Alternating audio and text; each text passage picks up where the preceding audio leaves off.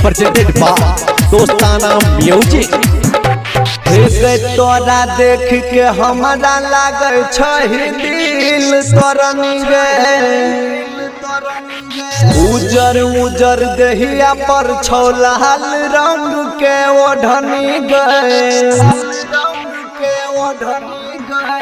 ओढ़नी में आई ओढ़नी में कौन सेंट लगलही ओढ़नी में, ओढ़नी में आई ओढ़नी में कौन सेंट लगलही ओढ़नी में। आगे आगे बहुदा तुम लोग काहे ना फानता है हम चेक करें। ओढ़नी में आई ओढ़नी में कौन सेंट लगलही ओढ़नी में, ओढ़नी में आई ओढ़नी में कौन सेंट लगलही ओढ़नी में। बोल अरे बच्चा तुम लोग को हम देख रहा है, मोहक रहा है, गमक रहा है।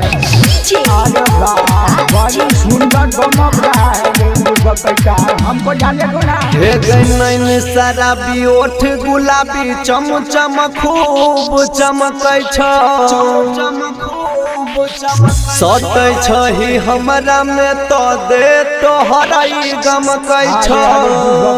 हमको सच में दो। ओढ़नी में आई ओढ़नी में कौन सेंट लगलही ओढ़नी में, ओढ़नी में आई ओढ़नी में कौन सेंट लगलही ओढ़नी में। प्रेजेंटेड बाय दोस्ताना म्यूजिक। ओढ़नी में आई ओढ़नी में कौन सेंट लगलही ओढ़नी में, ओढ़नी में आई ओढ़नी में कौन सेंट लगलही ओढ़नी में। कौन सेंट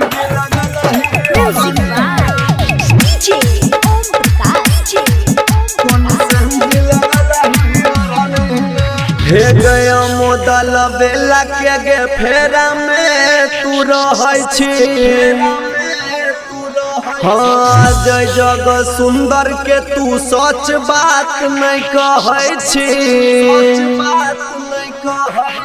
ओढ़नी में आई ओढ़नी में कौन सेंट लगलही ओढ़नी में, ओढ़नी में आई ओढ़नी में कौन सेंट लगलही ओढ़नी में।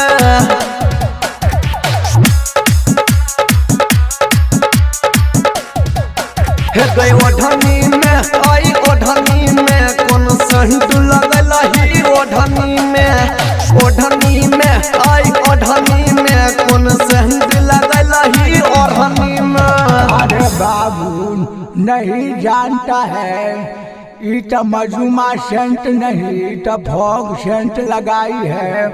अरे बाप रे बाप।